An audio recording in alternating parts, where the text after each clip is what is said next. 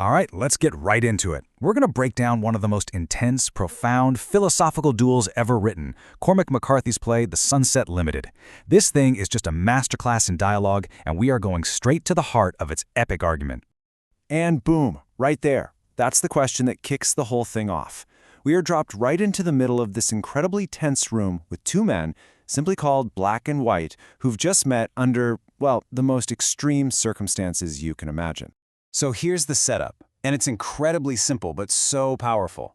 Black, a deeply religious ex-con, has literally just pulled White, a university professor, off of a subway platform as he was about to jump in front of the Sunset Limited train. He's dragged him back to his tiny apartment, locked the door, and now the real fight begins.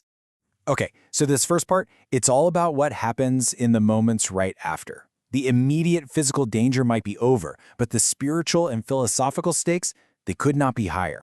And this right here, this is the heart of the entire play. The action has moved from the train tracks into this claustrophobic little room.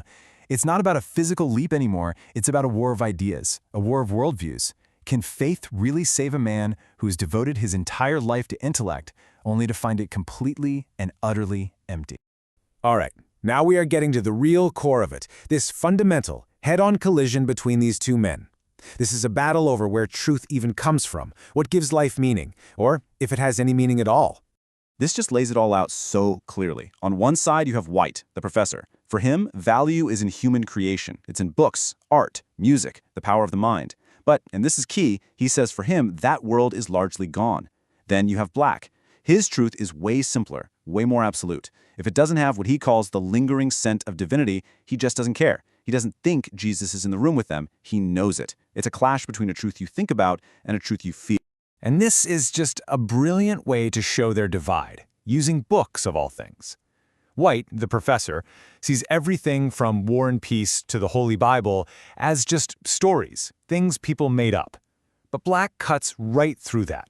He hits this man who's read maybe 4,000 books in his life with this devastatingly simple question. If the Bible might be the greatest book ever written, why haven't you read it? But you know, these worldviews, they didn't just pop out of nowhere, right? Their pasts, and specifically how they've each dealt with incredible suffering, have forged them into who they are in that room. So, to fight back against the professor's intellectual despair, a truth he built from a library of books, Black brings his own truth to the table. And his truth wasn't found in a library. It was forged in blood and violence, in the penitentiary, in the big house. Black's story starts with just this explosion of pointless violence. He's in the prison chow line, a guy says something, and bam, he gets a knife in the gut. It's raw, it's brutal, and it's the first step on his journey to absolute rock bottom. And it just gets worse. After beating his attacker nearly to death, Black finally realizes he's the one who's been stabbed. He's literally slipping and sliding in his own blood on the cafeteria floor. This is as low as a man can get. And then, in that moment when he's about to die, handcuffed to a bed with 280 stitches in him, he hears a voice he just knows is God. You see, for Black, suffering wasn't the end of the story. It was the whole point. It was the only way to get him low enough that he was finally ready and able to listen. And this is the phrase Black uses to describe his life before that moment. He was already dead, he says, just walking around, too dead to even know enough to lay down. And now he's looking across the table and seeing that same death in life in the professor's eyes. And then you have White's view of suffering, and man, it is the polar opposite. His is this bleak, hopeless conclusion he's reached after a lifetime of reading and thinking.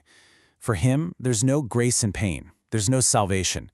The world is just a cruel, random, forced labor camp. Suffering is pointless, and death is just the inevitable, meaningless end. The darker picture, he says, is always the correct one. So this is where it all comes to a head.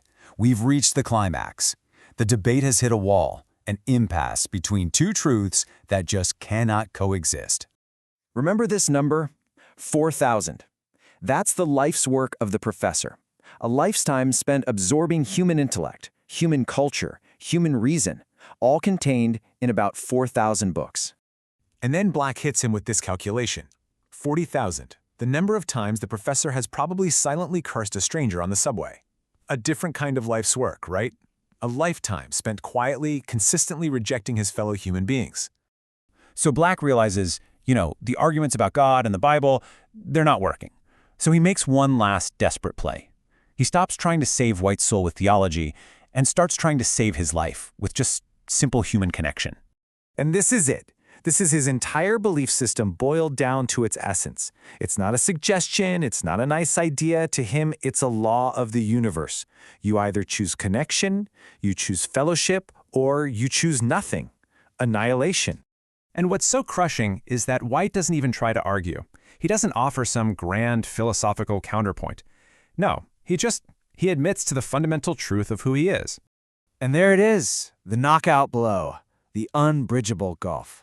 For Professor White, despair isn't just a mood, it's his life's work. It is the one single thing he has earned, and he will not let it go. In the end, White just gets up, he says thank you for the conversation, and walks out the door, and we can only assume he's heading back to that subway platform. Black is left totally alone, defeated, crying out to a God who seems to have finally gone silent. McCarthy gives us no easy answer, no neat resolution. And that is the question the play just leaves hanging in the air for all of us. When you're staring into that abyss of total despair, what's the real answer? Is it reaching out for another person, for fellowship? Or is the pull of nothingness, the call of the sunset limited, just too strong to resist? The play doesn't tell us. That's for us to figure out.